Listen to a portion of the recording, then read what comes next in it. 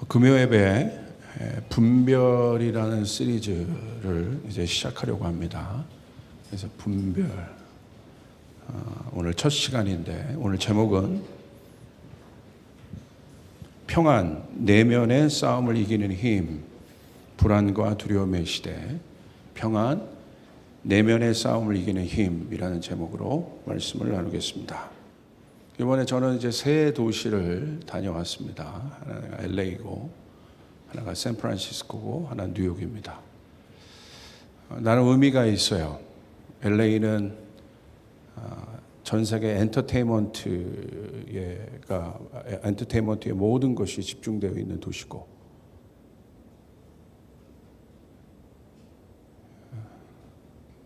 그리고 샌프란시스코는 여러분 잘 아는 것처럼 실리콘밸리라든 그곳에 이제 세계적인 IT 기업들이 다 이렇게 위치해 있고요. 그리고 뉴욕은 여러분이 잘 아는 것처럼 문화라든지 금융 이런 것들을 이끌고 있는 도시들이죠. 여러 가지 사역들이 있었지만 특별히 주께서 주시는 마음들이 몇 가지가 있었어요. 단순히 미국이어서 그런 것이 아니라 그러니까 이 시대를 이끌고 있는 나라이기 때문에 좋은 것이든 안 좋은 것이든 영향력을 주고 있는 나라라는 거죠. 그렇기 때문에 그 중에서도 그 세 도시에서 느꼈던 많은 것들이 있습니다. 그러면서 이제 한국에 와서 기도할 때 주님께서 딱 주셨던 음성이 평안이라는 단어를 딱 주시더라고요. 평안. 너무너무나 이게 불안과 두려움이 이렇게 한계치에 가 있다. 우리가 팬데믹 이게 거의 끝나가지만 마스크들은 벗고 미국은 이제 거의 다 벗고 계세요. 이렇게 있지만 잠재적인 그 두려움들이 계속 있잖아요. 그리고 이제 여러분에게 제가 한번 얘기했죠. 이 팬데믹 다음에는 아마 기억하십니까? 페미니 올 거다. 기근이 올 거다. 기근은 경제적인 거였거든요. 아마 기억하시는 분도 있을 겁니다. 제가 아마 되게 예언적으로 선포를 했었는데 오고 있잖아요. 이게 사실은 제가 미국을 많이 방문했어도 물가가 이렇게 미국의 물가가 이렇게 셌나 할 정도로 먹을 거 이런 거 좀 싸거든요. 그런데 그렇지 않아요. 이게 세구나 지금. 그런 것들 막 체감할 정도로. 저와 함께 같이 갔던 고성준 목사님은 미국에서 오래 공부도 하셨고 계셨어요. 샌프란시스코에서 UC 버클리 나오셨기 때문에 그곳에 계셨는데 자주 또 가셨는데 이렇게 기름값이 높았던 경험이 없었다는 거죠. 그러니까 막 체감할 정도로 오고 지금 달러 강세 아니겠습니까? 막 이제 심각하게 느낀 거죠. 아마 계속 이 내면의 불안과 두려움은 증가될 것이다. 아마 그렇게 될 겁니다. 그래서 이번에 오래전부터 샌프란시스코나 그쪽에서는 그런 일들이 합법화됐지만 이번에 뉴욕에도 마리아화나가 제가 갔을 때 합법화됐더라고요. 이제는 마리아화나를 이제 합법적으로 구매해서 취할 수 있는 환각제 아니겠어요? 그런 시대가 돼버렸어요.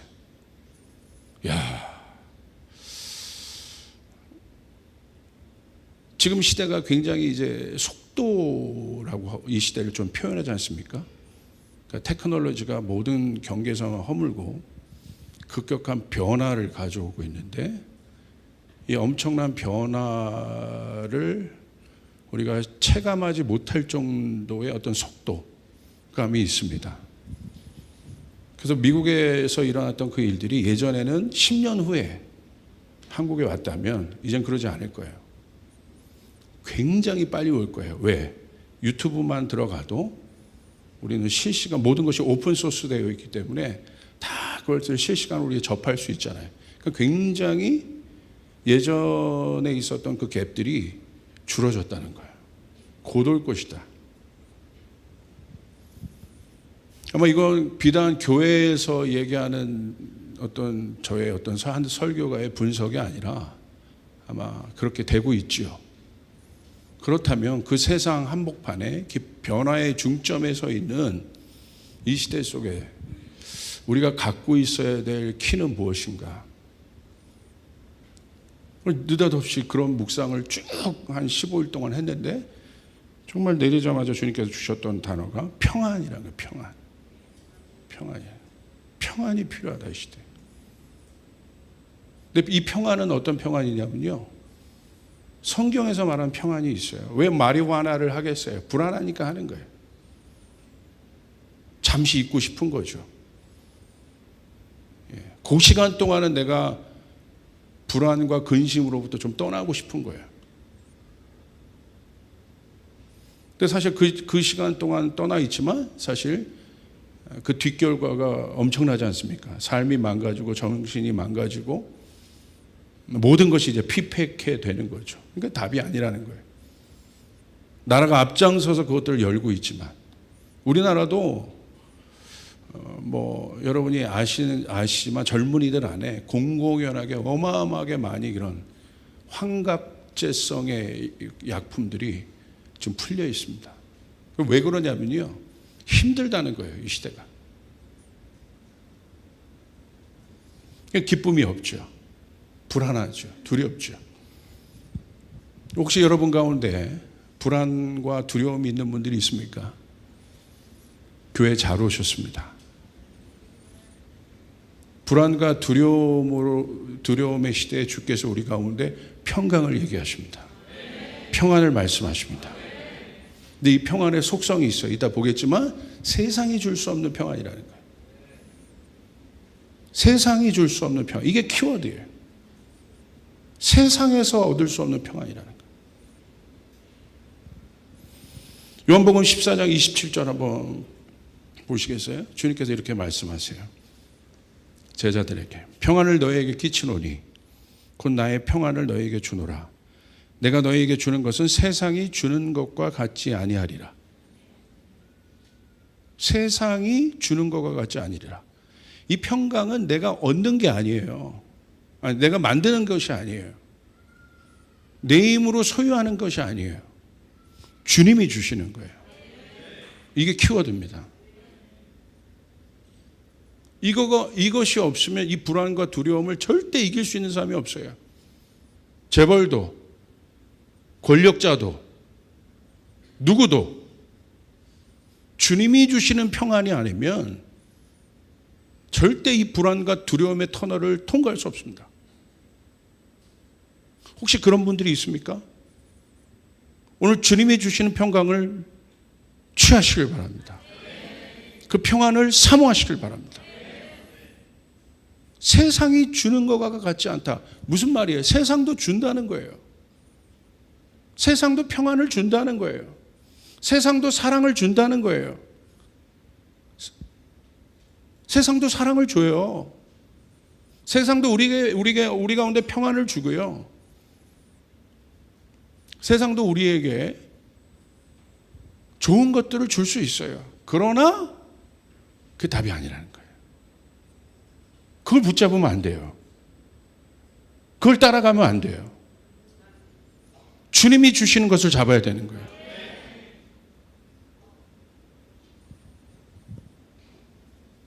그래서 많은 그리스도인들이요, 그 경계선에 있어요. 항상 얘기하지만.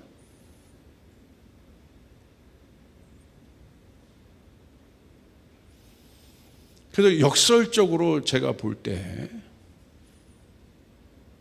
어려움들이 증가되고 있는데 아마 역설적으로, 이거 깊이 들으시길 바랍니다.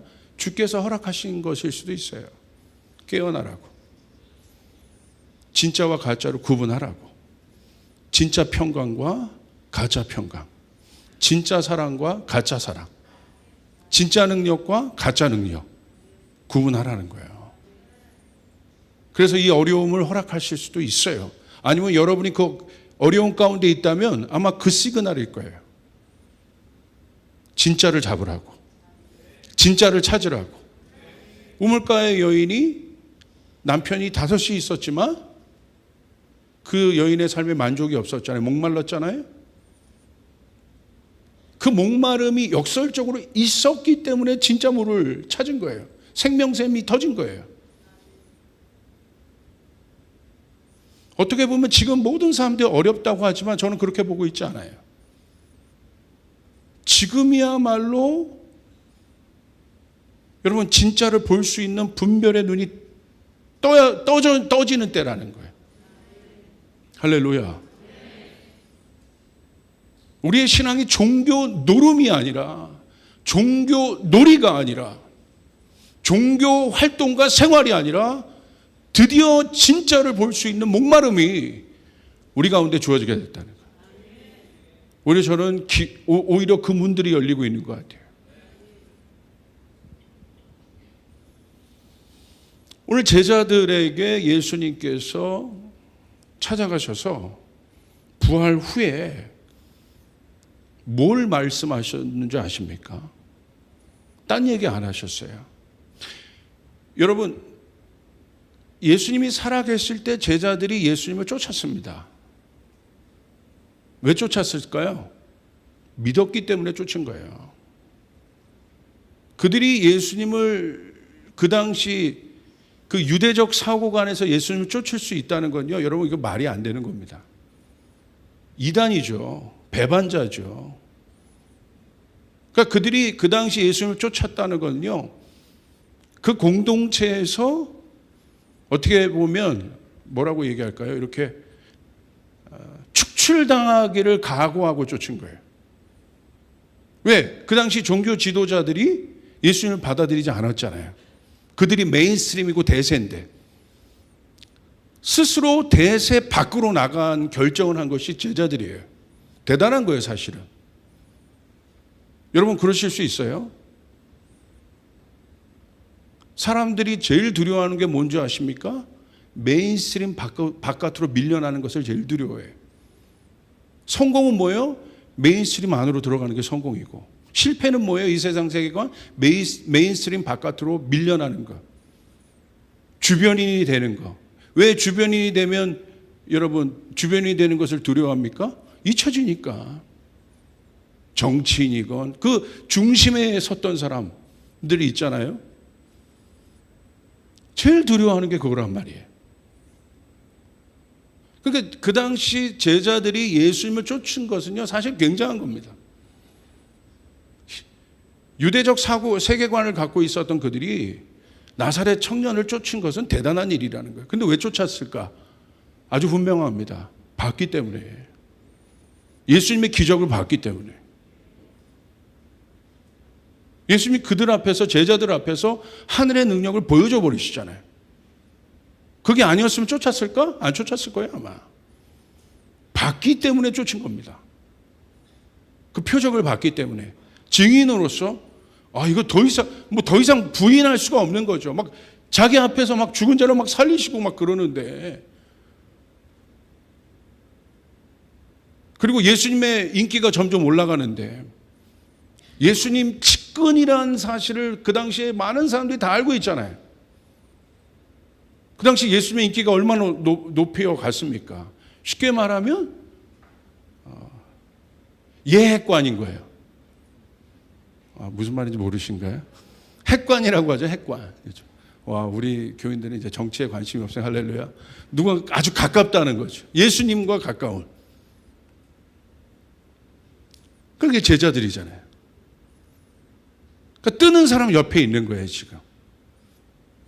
그러니까 얼마나 주목받고 다닐 때마다 처음에는 그렇게 했지만, 내가 잘 선택했지, 예수님. 처음엔 그랬지만 내 앞에서 기적을 행할 때 내가 갈등이 있었지만 그래도 잘 따랐어. 수많은 사람도 예수님 따라다니고, 그 옆에 그 권력의 중심, 예수님 어떻게 보면 중심으로 계속 들어가고 계시는데, 그 옆에 있는 것만으로도 자기가 높아지고 있는 거죠. 그러니까 제자들의 대화가 맨날 무슨 대화예요? 나는 어떤 자리에 앉을까 그 대화하고 있잖아요.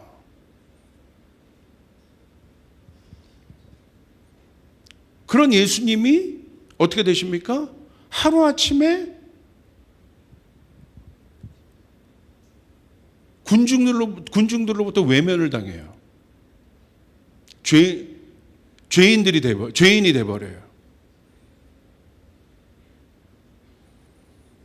그래서 십자가에 달려 죽으셨어요. 가장 처참한 그 형벌인 십자가에 달려 죽으셨단 말이에요. 그러니까 예수님 옆에 있었던 것이 이제는 영광이 아니라 수치가 돼버린 거예요. 예수님만 알아도 이제 이 유대 그 소사이어티 안에서는, 사회 안에서는 예수님을 알았다는 것만으로도 같이 죽을 수 있는 그런 반열에 지금 들어가 버린 거란 말이에요. 얼마나 두렵겠습니까? 그 예수님이 죽었단 말이에요, 지금. 얼마나 불안하겠어요. 자기가 올인했던 모든 것들이 그냥 한 번에 날아가 버렸는데 계획을 세울 수 있겠습니까? 뭐 소망이 있겠습니까? 이젠 낙인이 찍혔는데 다 버리고 예수님 따라갔잖아요. 자기의 모든 것을 다 투자했잖아요, 전 삶을. 근데 그 예수님이 죽었단 말이에요. 살아나시겠다고 그들에게 말씀했지만 아직 안 살아나셨잖아요.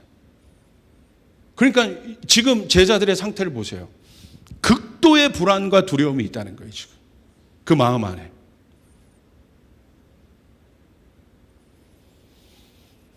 우리도 그렇죠. 극도의 불안과 두려움이 있을 때가 있어요. 실패할 때, 좌절할 때, 내 뜻대로 안 될 때. 그렇죠? 뭐가 찾아와요? 그것이 한 번으로 끝나지 않고 계속해서 내 인생 가운데 쌓여간다면 그걸 우리 뭐라고 얘기해요? 절망이라고 얘기해요. 그런 상태란 말이에요. 일어날 수가 없는 거예요. 일어날 방법이 없는 거예요. 뭘 해야 될지를 모르는 거예요. 그 상황 가운데 있는 제자들에게 예수님 가신 거예요. 나오신 거예요. 부활하신 거예요. 그리고 뭐라고 말씀하세요? 요한복음 20장 21절. 예수께서 또 이르시되 너희에게 뭐라고 얘기하십니까? 평강이 있을지어다. 할렐루야. 평강이 키워드였다니, 평강이. 아버지께서 나를 보내신 것 같이 나도 너희를 보내노라. 마태복음 28장 9절 우리 같이 한번 읽으실까요? 시작. 예수께서 여자들이 나아가 그 발을 붙잡고 무슨 말입니까? 예수님 뭘 먼저 물어보세요? 평안합니까? 여러분 어떻습니까? 평안하십니까? 정말요?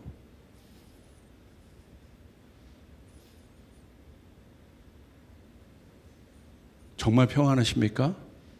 평안하시다면 감사하시길 바랍니다.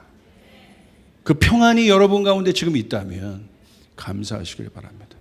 여러분 자녀를 키우는데 우리 부모님들 불안하지 않으세요?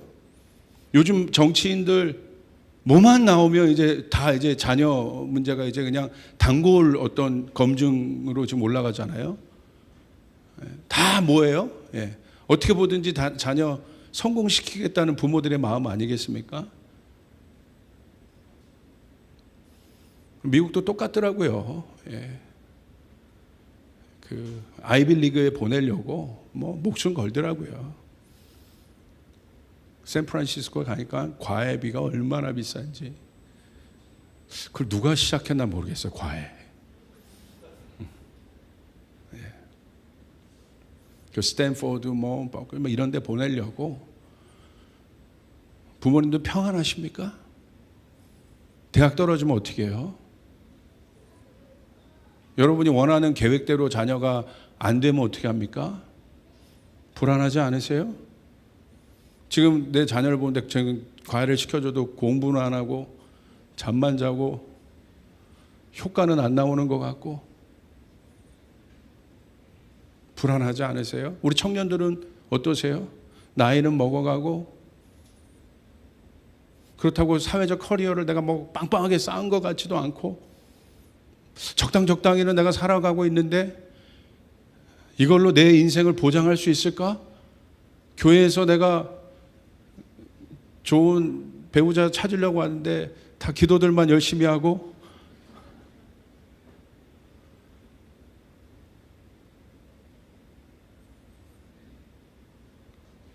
내 옆에 친구들은 막 목숨 걸고 막 밤잠을 안 자고 뭐 성공하려고 난리를 치고 있는데 나는 그것도 아닌 것 같고 불안하지 않으세요? 이 경쟁의 시대 속에서 주님이 말씀하시는 거예요. 평안하냐? 교회는 사역자들은 어떻습니까?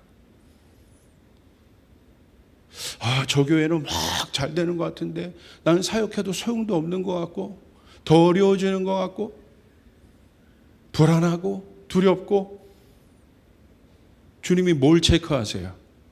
평안하냐? 그거 물으시고 계신다는 거예요. 평안하냐? 다시 말하면 네 내면 가운데 평안이 있느냐?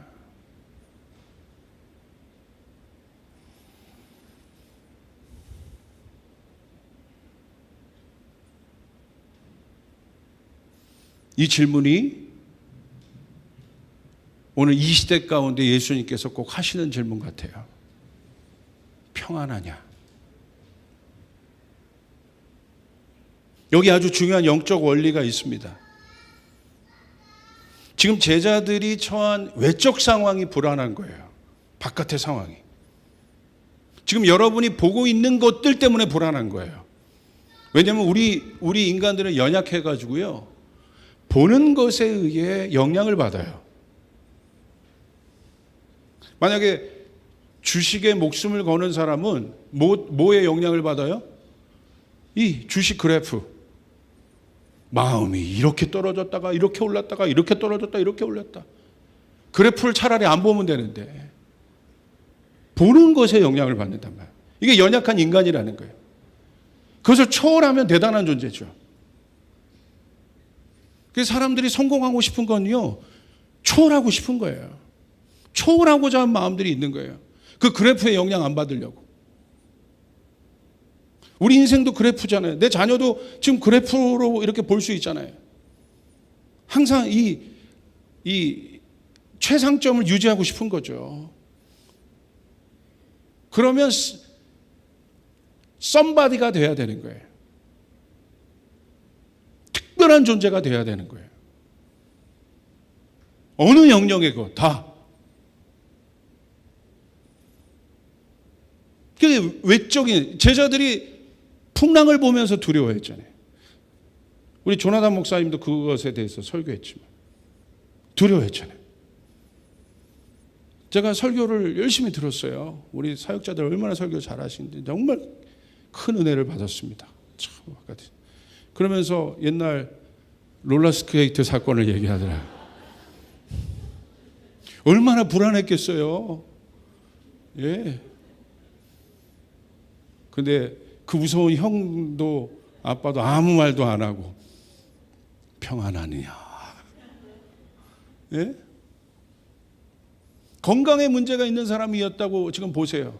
오늘도 제가 어떤 목사님 이번에 코로나 걸리셨더라고요. 제가 아는 광주에 있는 한 목사님인데 아이랑 같이 걸렸어요. 그런데 검사를 했는데 사모님은 의사하세요. 더군다나.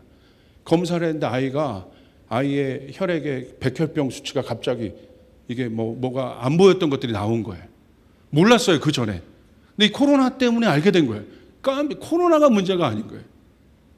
깜짝 놀라신 거예요. 그래서 기도 제목들이 막 오는데 제가 아침에 일어나서 목사님한테 전화해서 같이 이렇게 기도를 해드렸어요. 딴 거 선포 안 하고요. 이거 선포했어요. 주님의 평강이 있을지어다. 주님의 평강이 있을지어다. 불안하고 두려운 사람에게 제일 필요한 게 뭐겠어요? 평강 아니겠어요? 평강이 있을지어다. 예수님이 놀랍잖아요. 딴 거 얘기 안 하고 그거 점검했다는 거.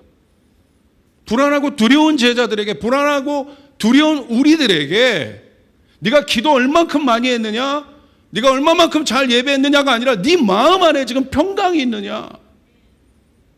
예수님 그것에 대해서 점검하셨다는 거예요. 근데 여기 여러분 놀라운 건요, 성경은요 지금 바깥의 외적 상황 때문에 우리가 인간들이 이 외적 상황들이 컨트롤이 안 되면 두려워지고 불안해지는 거잖아요. 근데요 예수님은요 외적 상황이 아닌 거예요. 풍랑이 아닌 거예요. 내면을 확인하신 거예요. 이게 영적 원리인 거예요. 당장 내가 불안한 내 자녀를 위해서 뭔가를 막 하는 게 아니라 예수님 뭘 보시는 건 부모님들 안에 당장 수학 점수 떨어져서 영어 점수 떨어져서 불안해서 뭔가 더 하라고 한 게 아니라 뭐 물으시는 거예요? 지금 네 마음이 평안하냐? 내면의 상태에 대해서 주님이 질문하고 계신다는 거예요.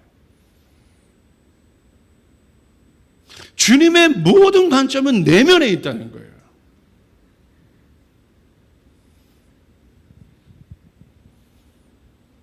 왜 그렇습니까? 여기 영적 원리가 있어요. 내면의 상태가 외적인 상황을 해결할 수 있기 때문에. 이것이 우리가 알고 있는 비밀입니다. 할렐루야. 이걸 모르기 때문에 외형적인 겉사람에게 계속 치중하는 거예요. 이 옷도 갈아입혔다, 저 옷도 갈아입혔다, 이 방으로 갔다, 저 방으로 갔다, 이곳으로 갔다, 또 저곳으로 갔다. 아닌 것이죠. 절대 해결 없습니다.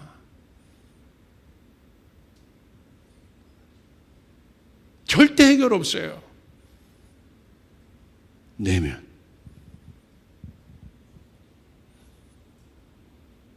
여러분의 내면 안에 두려움과 근심이 없으면요, 외적인 상황들을 여러분 돌파할 수 있습니다. 할렐루야. 그래서 우리가 신경 써야 될 건 뭐예요? 내면이라는 거예요. 속사람이라는 거예요.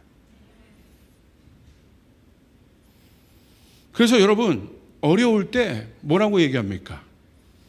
부모님들도 기억나십니까? 정신 똑바로 차려라. 정신 단디 붙잡아라. 어설픈 사투리가 안 되네. 그리고 여러분 훈련 받을 때, 신문 전사님이 많아 모르겠지만 훈련 받을 때, 위험한 훈련 받을 때 어떻게 해요? 총 쏘거나 그럴 때 정신 차려. 정신 차려. 정신 차리라는 거예요. 바깥의 외적인 것이 굉장히 힘든 것이 올 거라는 거예요. 근데 뭘 여러분 집중시켜요? 정신 차리라는 거예요. 정신무장을 시킵니다. 그 파친코가 유행이잖아요. 요즘에 드라마. 이게 엄청나더라고요. 이 드라마가. 이 파친코도 그 여자 주인공이 어쩔 수 없이 이제 일본으로 가야 되는 상황이 돼버렸어요. 결혼해서. 그러니까 일본은 그 당시 우리가 식민지 시대였기 때문에 그 내용이 그래요. 엄마랑 이제 한국에 있는 엄마랑 헤어져야 돼. 그러니까 엄마가 얼마나 불안하겠습니까? 그 딸을 그 일본에 보내면 한국에서도 견디기가 이렇게 힘든데 그 일본 땅에 가서 자기 딸이, 그 어린 딸이 그 상황을 견딜 생각을 하니까 엄마가 여러분 이게 잠이 오겠습니까? 근데 보내기는 해야 돼. 그러니까 엄마가 무슨 얘기를 해요? 딸 딱 붙잡고 딴 얘기 안 합니다. 네 어려운 일이 올 거다. 정신 단디 붙잡아라. 단디 잡아라. 계속 엄마가 그것만 확인하는 거예요. 일본 가면 엄청난 어려움이 올 거야.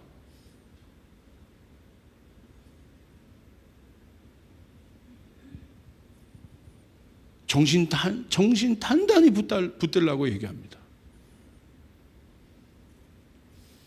언제 여러분 인간이 확 무너지는 줄 아세요? 외적 힘이 아닙니다.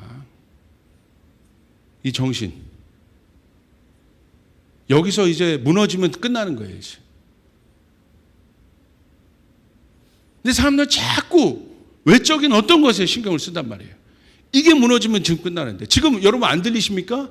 겉은 막 근육질이고 어떤 때보다도 뭐 건강해 보이고 외형적인 건 시대적으로도 그렇게 보이지만 내적인 상태들이요 막 무너지고 있다 이거예요. 지금 이 시대가.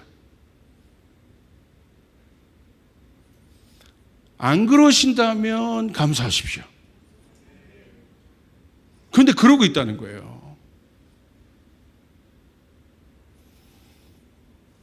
성경은요 내면의 상태를 다뤄요. 구약을 보십시오. 하나님이 법을 주십니다. 율법을. 그런데 외적인 법이에요. 외적으로 계명을 법으로 지키는 것이 굉장히 중요해요. 그런데 신약으로 와서 예수님께서 뭐에 대해서 얘기하세요? 외형적 법에 대해서 얘기하지 않으세요. 그 법도 굉장히 중요한데, 그 율법도 되게 중요한데, 그 법을 어디에 새겼다고, 새 계명을 어디에 새겼다고 두셨습니까? 마음에 새겼다고 두신 거예요. 돌에 기록한 것이 아니라 신약에 와서 그 새 계명을, 그 법조문을 우리 마음에 기록했다고 돼 있어요. 그러니까 마음의 법을 얘기하신단 말이에요. 무슨 말이겠습니까? 더 강력해진 거예요. 보여지는 것보다 보이지 않는 것이 더 강력하다는 거예요. 예를 들어 이런 겁니다. 마태복음 5장 28절에 나는 너에게 이르노니 음욕을 품고 여자를 보는 자마다 마음에 이미 간음하였습니다. 예전에 간음의 법은 뭐예요? 그냥 여자를 행위적으로 범한 것이 간음이에요. 근데 예수님은 어떤 법을 다뤄요? 외적으로 그런 행위를 안 했어요. 그런데 마음에 음욕만 품어도 너는 외적으로 간음한 것과 똑같아. 그물이요 더 촘촘해진 거예요. 이 내면이 한 수 위인 거예요. 예수님 이것에 대해서 다루세요.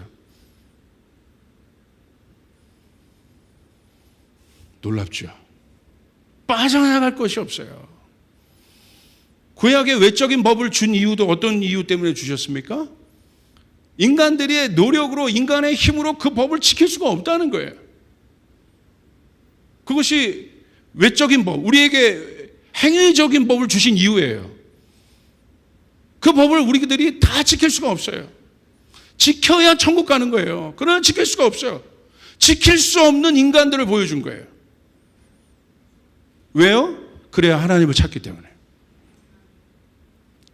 내 노력과 내 힘이 아니라 내 힘으로 해결할 수 없고 내 힘으로 구원을 얻을 수 없고 내 힘으로 돌파를 얻을 수 없는 것을 깨닫게 하기 위해서 행위적인 법을 주신 거예요.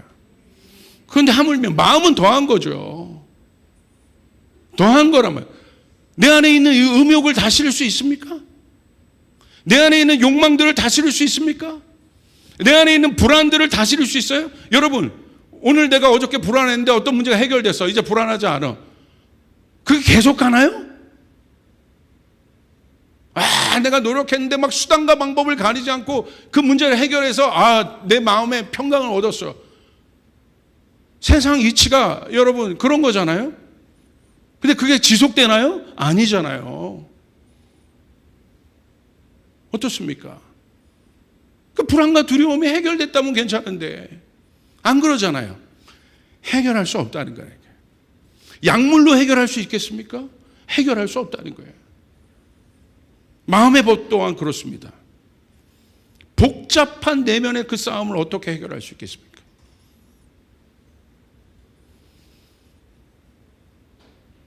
여러분 잠언 4장 23절에 이 마음에 대해서 계속해서 우리 가운데 얘기하고 주님께서 성경은 얘기하고 있는데 모든 지킬 만한 것 중에 더욱 내 마음을 지켜라. 생명의 근원이 이에서 남이니라. 할렐루야. 뭘 지키라고 돼 있어요? 마음을 지키라고 돼 있는 거예요. 겉모양이 아니라 내 환경과 상황이 아니라 정말 내 환경과 상황에서 내가 이기고 싶다면, 내가 승리하고 싶다면, 내 가정의 진짜 평강, 진짜 기쁨과 진짜 회복을 여러분이 간절히 원한다면 어디에 관심을 두라는 거예요? 마음을 관심. 네 마음을 지키라는 거예요. 우리 청년들도 마찬가지인 거예요. 마음을 경작하라는 거예요. 외적인 어떤 것이 아니라 외적인 것들을 경작하는 것도 더 중요하지만 마음을 경작하라는 거예요. 사역도 마찬가지예요. 사역자도 마음을 지켜라. 생명이 그로부터 나옵니다.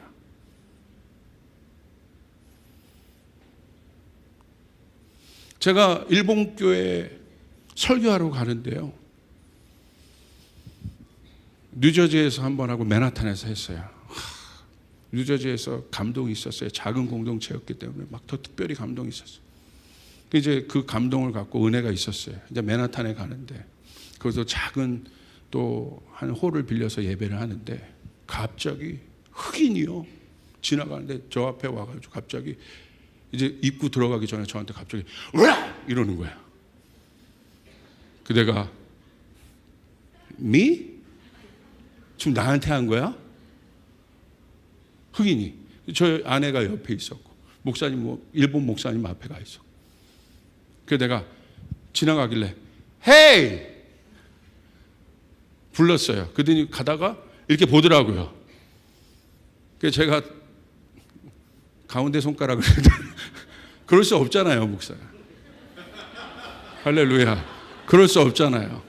그래서 내가 진짜 그러고 싶었어요. 아니, what are you doing? 너 뭐 하는 거야, 지금? 뭐 한 거야? 이러고 가면서 이러더라고. 하면서 헤이 하니까 이렇게 쳐다보는데 갑자기 성령께서 그때 제 안에 마음 확 주신 거예요. 제 아내는 제 성격을 아니까 저를 이렇게 끌고 가고. 진짜 갑자기 흑인이랑 뭐 괜히 그거 있잖아요. 괜히 그런 데 가면 조금 더 그런 게 있어요. 나를 지금 놀리나? 약간 인종 뭐 그런 거 약간 있잖아. 내가 그럴 만한 게 아닌데 꼰투 나름 어마어마한데 지금 너 그냥 처음 그냥 야 흑인 몇 명이 와도 지금 괜찮은데 내가 이날을 위해 준비했는데 이게 한번 써먹어야 돼 이거. 근데 성령께서 확 순간 마음을 지켜라. 네 마음을 지켜라. 너 설교하러 가잖아. 네 마음을 지켜라. 갑자기 순간적으로 회개하면서 제가 가면서 블레싱 했어요. 블레싱. 영적인 거죠. 정확하게 설교하러 가죠. 생명이 그로부터 납니다. 제가 한바탕 하고 갔으면 어떻게 했습니까? 설교가 되겠어요? 되죠. 은혜로. 생명이 이로부터 납니다. 여러분 마음을 지키고 계십니까? 사단은요 그거 깨는데 선수예요. 제가 여러분 설교할 때 될 수 있으면 목사님 안 붙잡는 게 좋습니다. 갑자기 제가 또 어디 가서 또 설교하는데 예전 일이에요. 가는데 어떤 집사님이 갑자기 옆에 붙더니 목사님 유튜브에서 목사님 많이 봤어요 뭐 하면서 그런데 갑자기 그 교회에 어떤 집사 욕을 하는 거예요.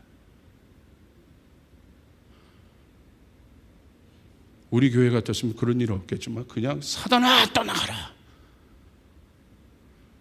평강을 확 내가 그 집사님 이야기를 어떻게 한다고 나한테 처음에 목사님 좋아요 막 그러다가 마음이 얼마나 높아져요. 갑자기 그냥 근데 우리 목사님 잘 오셨는데 우리 교회 이런 문제. 제가요 앉아서요 예수 보혈로 찬양하는 동안 계속 씻는 기도만 했어요. 평강을 깨는 거예요. 여러분 마음을 지키고 계십니까? 마음을 지키고 계십니까?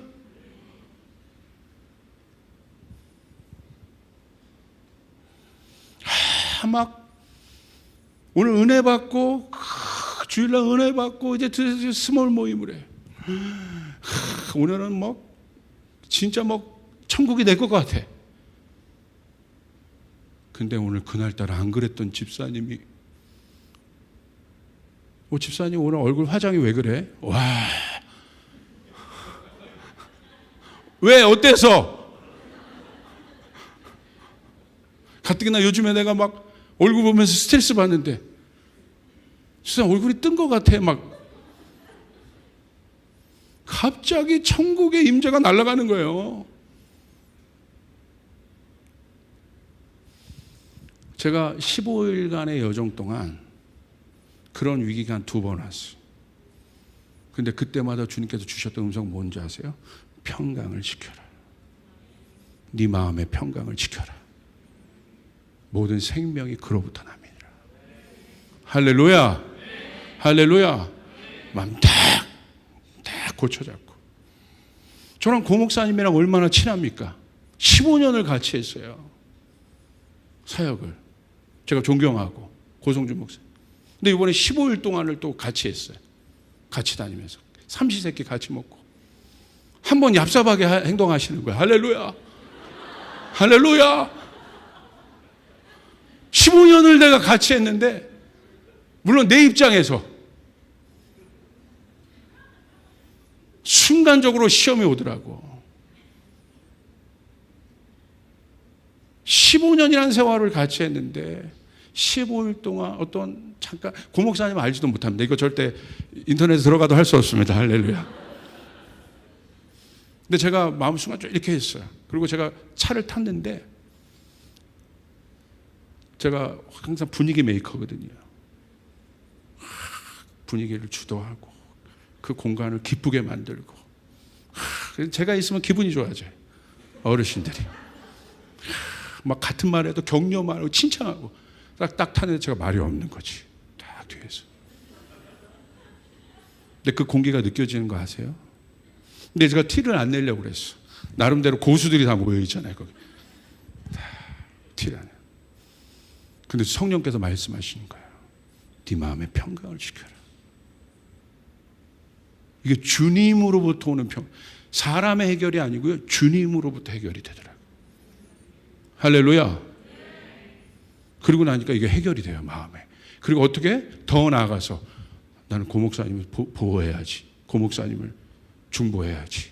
고 목사님, 목사님 더 적극적으로. 목사님 말씀 더 제가 들어드릴게요. 더 이게 되더라고요. 하루 종일 삐져가지고 이러고 있는 게 아니라 목사님 말씀해 주세요. 더 적극적으로. 그러니까 순식간에 돌파가 돼요. 오늘 그 아우라를 풍긴 사람도 회개할지어다. 할렐루야. 할렐루야.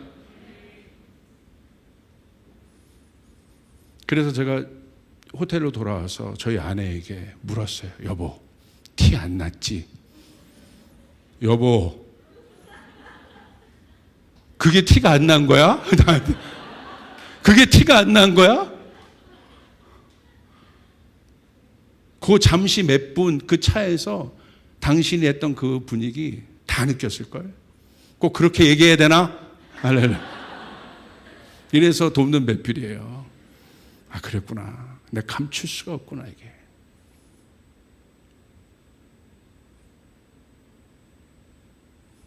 여러분, 우리가 어떤 존재인지 아세요?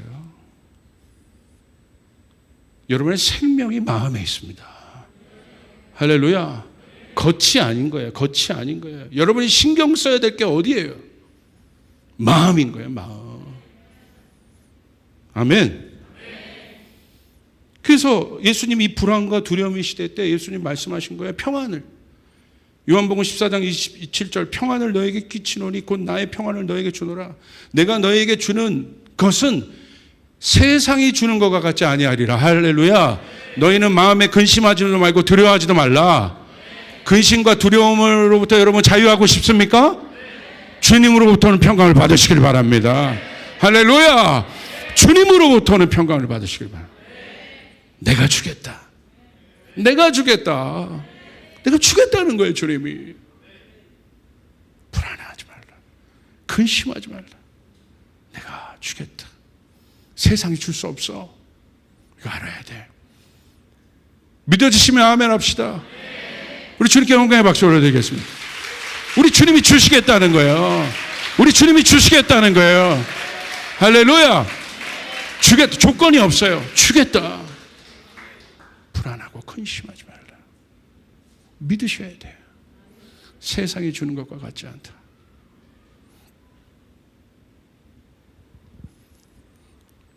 평안의 속성 두 가지입니다. 주님이 주시는 거고요. 세상이 줄 수 없는 것이다. 그러므로 여러분 이 시대에 이 에이레네는 뭐냐면 평안. 사실은 이 평안이 뭐냐면요. 하나됨이에요. 그게 평안인 거예요. 아이에게 있어서 불안과 두려움, 갓난아이에게 있어서 불안과 두려움은 엄마로부터 떨어져 있는 거잖아요. 진짜 아이에게 있는 평안은 뭐냐면 이유식이 아닙니다. 엄마가 같이 있는 거예요. 엄마가 같이 있으면 먹을 것도 주고 잠자리도 줘요. 먹을 것과 잠자리와 이 모든 것이 엄마로부터 오는 거예요.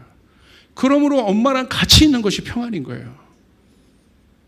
여러분 이 평강이 있기를 바랍니다. 할렐루야. 그러니까 하나님 앞에 가까이 가셔야 돼요. 하나님께 가셔야 돼요. 지금 여러분이 신경 쓸 거는 이렇게 금요 예배 때 여러분 이제 빠지지 말고 여러분 주님 앞에 나와서 예배하셔야 돼요. 할렐루야. 이 평강이 있어야 돼요. 여러분 보세요. 하나님께서 우리를 지으시고 어디에 두셨습니까? 에덴이라는 곳에 두셨잖아요. 에덴이라는 곳은 뭐예요? 주님이 특별히 만든 장소예요. 어떤 장소? 우리와 함께 하시는 장소. 그래서 죄를 지었다는 건 에덴으로부터를 추방된 거예요. 그건 무슨 말이냐? 하나님과 함께하는 장소를 하나님과 함께하는 장소가 추방된 거예요. 그러니까 하나님이 약속의 장소를 만들어서 예배도 가르치시고 성전도 주시고 그렇게 하신 거지만 예수님이 오셔서 우리를 성전 삼으셔서 우리 안에 있는 에덴을 회복하신 거예요. 이제 어디에 주님이 계신가? 우리 안에 계신다는 거예요. 성령님 우리 안에 계신다는 사실을 믿으시길 바랍니다. 할렐루야. 할렐루야. 우리 안에 계신다는 거예요.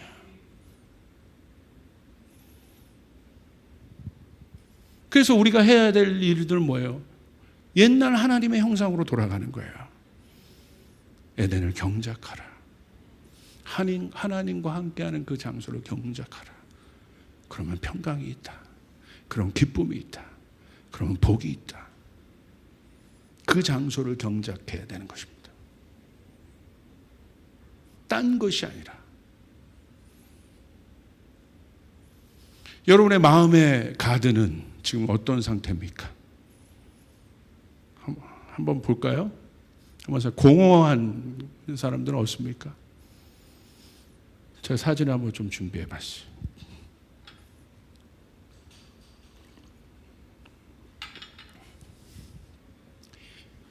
제가 구글 찾아보니까 공허 그림이더라고요. 어떤 사람은 겉은 멀쩡해도 창세기 1장에 태초에 하나님이 천지를 창조하시니라. 그런데 하나님이 빛이 있으라 하기 전에 뭐가 있었습니까? 공허, 혼돈, 흑암. 하나님이 계시지만 아직 정렬되지 않은 우주. 공허. 혹시 공허한 마음이 있습니까? 두 번째, 흑암. 한번 보여주세요. 컴컴하잖아요. 오늘 여러분의 내면을 한번 좀 바라보시라는 거예요. 겉사람에게만 신경 쓰지 말고 썩어 문드러질 이 껍데기에 자꾸 신경 쓰지 말고 흑암. 이 흑암에 갇혀 괴로워하는 자들이 얼마나 많습니까? 빛이 필요하죠. 인간이 만든 라이트가 아닙니다. 흑암을 한 번에 제외시킬 영혼의 빛이 필요한 것이에요. 폐허가 된 정원 한번 볼까요? 세 번째. 원래 이 정원이었는데 이렇게 됐어요. 오늘 예배 드리는데 주님께서 저에게 딱 주시는 마음이 회복이었어요. 원래 이 상태였는데 이렇게 된 분들은 없습니까 혹시? 주님과의 관계가 겉은 내가 안 그런 척 지금 보여질 수 있어요. 내가 예배에 왔다고 해결되는 게 아니에요.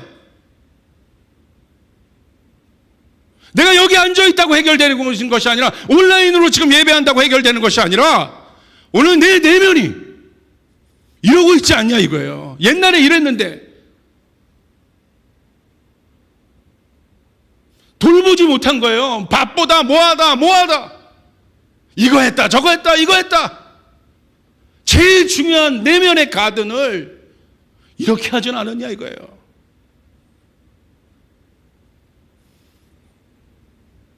그 다음에 복잡한 가든. 한번 그 다음 것도 한번 보여주겠어요?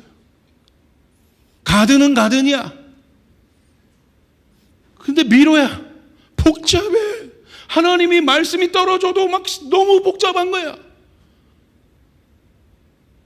내가 준비하고도 참 잘 준비했다는 생각이 있어요. 할렐루야. 가든은 가든인데 복잡한 미로의 가든인 거예요. 그냥 단순해야 되는데 하나님의 말씀이 떨어지면 그냥 거기서 나와야 되는데 그냥 복잡해. 지금 우리가 사는 세상이 그래요. 그러니까 멀티버스 이런 개념이나 만들고 있잖아요. 여러분 시간 여행 있죠. 시간에 대한 주제로 한 여행들 여러분 이해가 되세요? 다 허점이 있잖아요. 결국은 그 논리에 시간 여행에 타임머신을 주제로 한 영화들을 보십시오.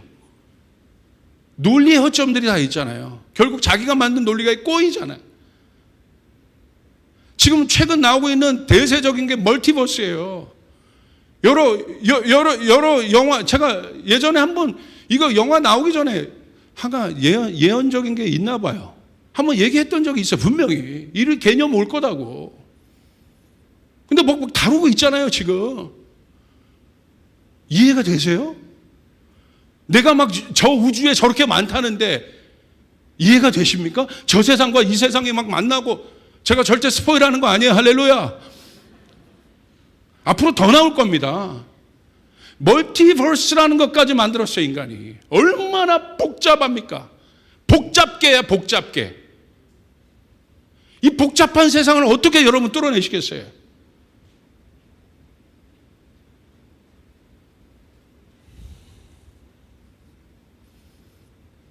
왜 세상이 그렇게 복잡해지는지 아십니까? 마음이 복잡한 거예요, 지금. 그 다음. 얼마나 아름답습니까? 내가 뽑고도 참 잘 뽑은 것 같아요. 할렐루야. 얼마나 아름다워. 단순하고 심플하고. 저기 보니까 쉬고 싶잖아요.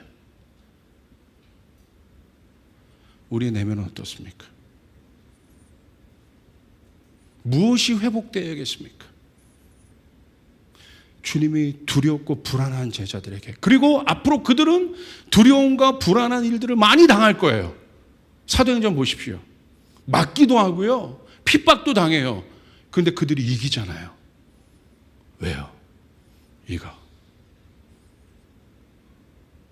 주님이 평강을 주신 거예요. 할렐루야. 할렐루야. 뭘 지킨 겁니까? 내면을 지킨 거예요. 핍박을 받아도, 어려움이 와도 평강을 지킨 거예요. 창세기 2장 15절 보세요. 여호와 하나님이 그 사람을 이끌어 에덴 동산에 두어 그것을 경작하여 지키게 하시고, 이게 우리들이 할 일이라는 거예요. 가든을 지켜라. 작은 여우 한 마리가 들어오지 못하게 하거라. 네 포도원을 망치는 작은 여우가 들어오지 못하게 하거라. 네 생각과 마음을 지켜라. 그런데 어떻게 지켜? 우리 힘으로 안 된다니까요. 주님께 구해야 되는 거예요. 평강이 있을지어다. 평강이 있을지어다. 어두움과 흑암과 공허와 혼돈이 그 복잡게 그 혼돈이 멀티버스까지 만든 거예요. 지금 인간이 그 모든 것을 아우르는 한마디는 뭡니까? 태초에 하나님이 천지를 창조하시니라. 땅이 혼돈하고 공허하며 흑암이 깊은 위에 있고 하나님의 영은 수면 위에 운행하시니라. 하나님이 이르시되 빛이 있으리라 하시니 빛이 있었고. 할렐루야.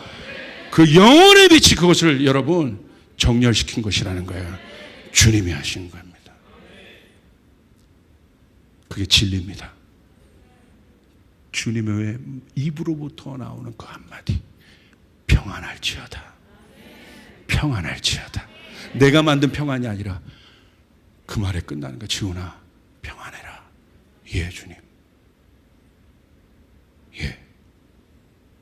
예.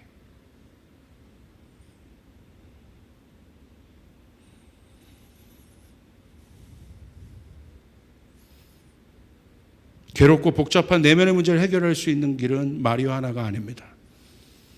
하나님 없는 지성과 이성과 기술의 기반의 모든 문제를 정복하고자 하는 인간의 욕망도 아닙니다. 아닙니다. 절대 인간은 이 평안을 가질 수 없습니다. 그래서 주님이 세상이 줄 수 없다. 세상과 다르다. 오늘 사랑하는 우리 교우들에게 이 평강이길 바랍니다. 평안할지어다.